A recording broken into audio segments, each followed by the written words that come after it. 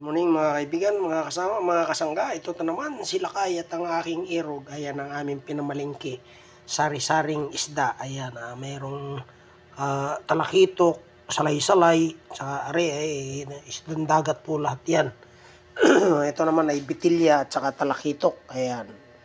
Ito ay pansigang, pampaksiw, ayan. Pang-adobo, ay talaga naman pang-ihaw, ayan. Kaya nandyan po lahat ang pwedeng gawing putahe ng ina mo ni Lakay.